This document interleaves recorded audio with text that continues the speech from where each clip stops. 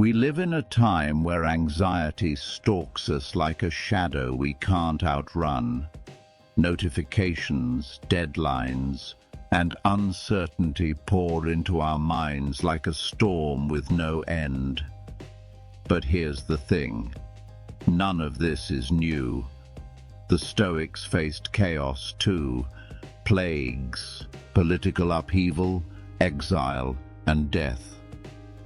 Yet they walked through life with a calm that seemed unshakable. Why? Because they understood something most of us forget, that our suffering doesn't come from the events themselves, but from our judgments about them. As Epictetus said, men are disturbed not by things, but by the views which they take of things.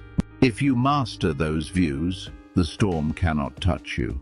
Today, we're going to explore 17 Stoic strategies, not tricks, not affirmations, but battle-tested mental weapons to ensure you never again drown in anxiety. 1. Master the first response. Epictetus taught that the mind's first impression of a situation is not under our control, but our judgment that follows is. The Stoic does not chase every thought that runs screaming through their mind. We pause. We interrogate. Is this true? Or is this just noise? That single breath is the first victory. 2. Draw the circle of control. Write it down if you have to. One column, what I control. The other, what I do not. The first gets your energy. The second, you let burn to ash. This is the core of Stoicism.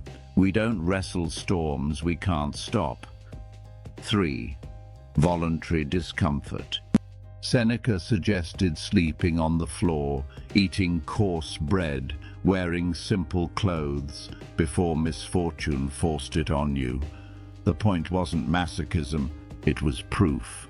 Proof that you can live with less, that comfort is optional, that fear has nothing to hook into. 4. Negative visualization. Marcus Aurelius meditated daily on loss, friends, health, even his own life.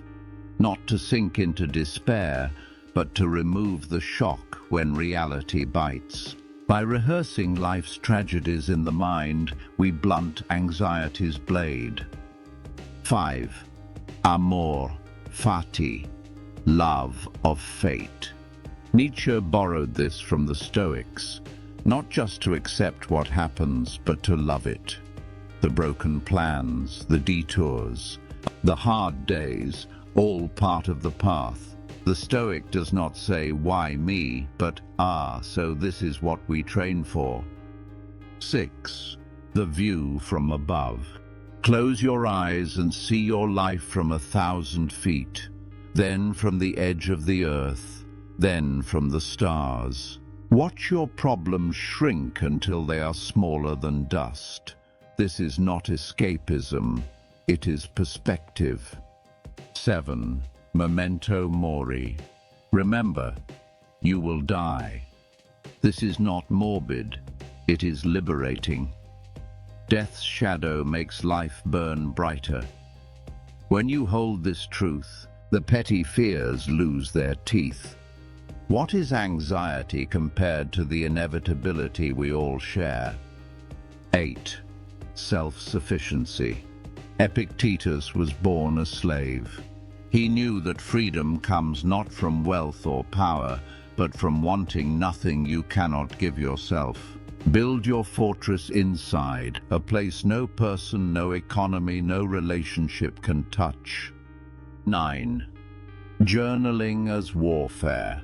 Marcus Aurelius's Meditations was never meant for publication.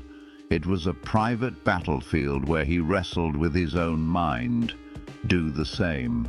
Spill your chaos onto the page. Turn vague dread into something you can examine and dismantle. 10. Practice the dichotomy of control in speech. Before you speak about a problem, strip away what you wish would happen and what you fear might happen.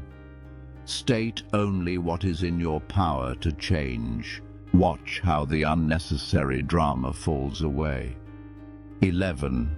Endure and renounce. 2 Stoic watchwords. Endure what you cannot change. Renounce what you do not need. This is the knife-edge discipline that makes a person unshakable. 12. Reason over rumination. Anxiety loves repetition, the endless loop of what if.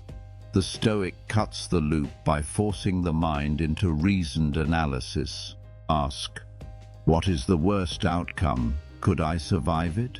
Would life still be worth living? Almost always the answer is yes. 13. Obstacle as teacher. Marcus wrote, "The impediment to action advances action. What stands in the way becomes the way." Every frustration, delay, or failure becomes material for training. Anxiety turns into anticipation because every challenge is a lesson. 14. Keep your identity small. The more fragile labels you cling to, the more you have to defend. I must be successful. I must be liked. The Stoic's identity is simple. I am a human who acts with virtue. Everything else is negotiable. 15. Control the input. The Stoics didn't have social media, but they understood the danger of letting the mob fill your mind. Guard the gates. Choose what you read, what you watch, who you speak to. Anxiety is often a side effect of mental pollution. 16. Speak less, mean more. Zeno of Citium, the founder of Stoicism, said, "We have 2 ears and 1 mouth, so that we may listen twice as much as we speak." Anxiety fades when we stop rehearsing fears out loud and instead ground ourselves in careful, deliberate speech. 17. Live by principles, not moods.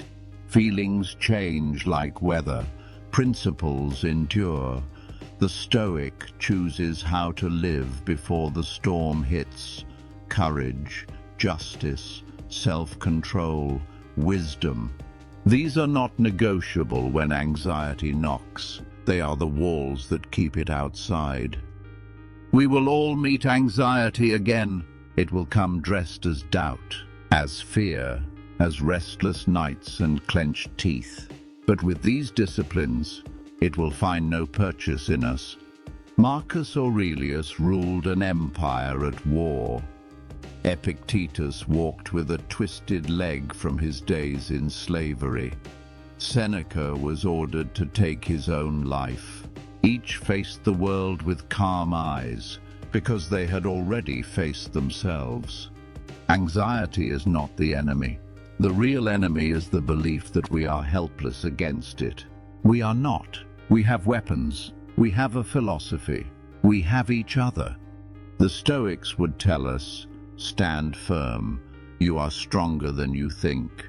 And when you forget, remember, you were born to endure this.